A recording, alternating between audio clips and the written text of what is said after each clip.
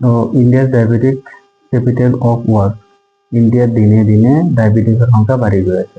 ইয়াৰ প্ৰধান কাৰণ হ'ল দুটা। এটা হ'ল যে আমি যিবোৰ ফুড খাওঁ, মানে খাদ্য খাওঁ, সেইবোৰ হ'ল কাৰ্বহাইড্ৰেট ডিপেণ্ডেণ্ট, আৰু ছেকেণ্ড হ'ল আমি যিবোৰ খাওঁ সেইবোৰ হ'ল পেকেট ফুড। তো পেকেট ফুড বুলি ক'লে আমি চকলেট, বিস্কিট, বাকী স্নেক্স যিবোৰ আছে বা কোল্ড ড্ৰিংক, বিভাৰেজ, সেইবিলাক ফুডৰ কাৰণে। এটা কাৰ্বহাইড্ৰেট আৰু এটা হ'ল পেকেট ফুড। তো আমি যিবোৰ খোৱা খাওঁ, এই খাদ্যবোৰৰ এটা গ্লাইচেমিক ইণ্ডেক্স থাকে 0ৰ পৰা 100লৈকে, আৰু যিবোৰ খাদ্যৰ গ্লাইচেমিক ইণ্ডেক্স কম সেইবোৰ খাদ্য আমাৰ কাৰণে হেল্ডি, আৰু যিবোৰ গ্লাইচেমিক ইণ্ডেক্স GI বেছি সেইবিলাক আমাৰ কাৰণে হেল্ডি নহয়। আৰু গ্লাইচেমিক ইণ্ডেক্স হ'ল আমি যিবোৰ খাদ্য খালোঁ সেইবোৰ কিমান সোনকালে আমাৰ শৰীৰত চুগাৰ লেভেল বঢ়াই দিয়ে। যেনেকৈ ধৰক আপুনি ৰুটি খাইছে বা ভাত খাইছে, সেইটো খোৱাৰ পিছত এবজৰ্পশ্যন হ'ব, ডাইজেশ্যন হ'ব, ডাইজেশ্যন হোৱাৰ পিছত এবজৰ্পশ্যন হ'ব, তাৰপিছতহে আমাৰ গাত মানে তেজলৈকে যাব। ইয়াৰ কাৰণে টাইম লাগিব, প্ৰচেছ হ'ব লাগিব। বাট আপুনি যদি চেনি গুলি পেলাই পানীত খাই দিয়ে, দেন সেইটো এবজৰ্ব হ'বলৈ বেছি সময় নালাগে, কাৰণ সেইটো ডাইজেশ্যন হ'বই নালাগে, ডাইৰেক্ট ছিষ্টেমত চলি যাব। গতিকে তিনি সোনকালে ইয়াৰ চুগাৰ লেভেল বঢ়াই দিব। তো ৰাইচ বা ৰুটিতকৈ চুগাৰৰ গ্লাইচেমিক ইণ্ডেক্স বেছি, ডেট মিনছ চুগাৰটো বেয়া। তো recently Madras diabetic research foundation আৰু ICMR এটা ৰিপৰ্ট জাৰি কৰিছে যে আমাৰ খোৱাবোৰক 3টা কেটেগৰীত ভাগ কৰিছে।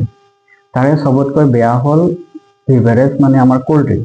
যিবোৰ আমি কোল্ড ড্ৰিংক খাই আছোঁ সেইবোৰত চুগাৰ বহুত হাই লেভেলত থাকে, আপ টু 60% বেছি চুগাৰে থাকে। তো সেইটো কাৰণে আমাৰ খোৱাৰ লগে লগে গাত চুগাৰৰ পৰিমাণটো বাঢ়ি যায়। ছেকেণ্ড হ'ল স্নেক্স, যিবোৰ আমি খাওঁ, চকলেট হওক, বেলেগ হওক, তো সেইবিলাকত কি থাকে, ফেট পৰিমাণটো বাঢ়ি গৈ থাকে। সেইবোৰ পাম অইল ব্যৱহাৰ কৰা হয়, সেইটো কাৰণে ফেটৰ লেভেলটো বহুত বাঢ়ি যায়, মানে নৰ্মেল যিখিনি ৰেঞ্জত থাকিব লাগে তাতকৈ বেছি থাকে।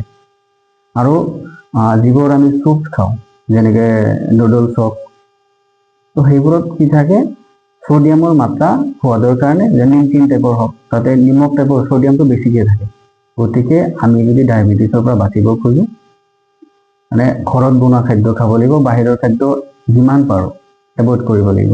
স্পেচিয়েলি পেকেট ফুড, বিভাৰেজ, এইবোৰৰ পৰা বহুত দূৰত থাকিলেহে আমি হয়তো সুস্থভাৱে থাকিব পাৰিম।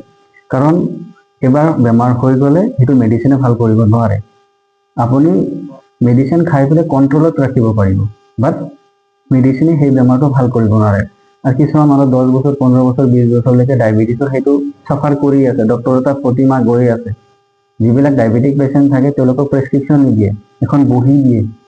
সেই বহীবোৰত এটাৰ পিছত ডেট ৱাইজ, মান্থলি ৱাইজ এনেকৈ চেকআপত যায়, লিখি থৈ দিয়ে। কাৰণ প্ৰেছক্ৰিপশ্যন কিমান বনাব, মাহে মাহে গৈ থাকিলে 1 বছৰত 12টা প্ৰেছক্ৰিপশ্যন হৈ যায়। গতিকে তেওঁলোকে এখন বহী টাইপৰ দিয়া হয়, যাতে তাতে 40, 50টা, 100টা পেজ থাকে, ডেট ৱাইজ গৈ বুলি চেকআপত গৈ থাকে, লিখি থাকে।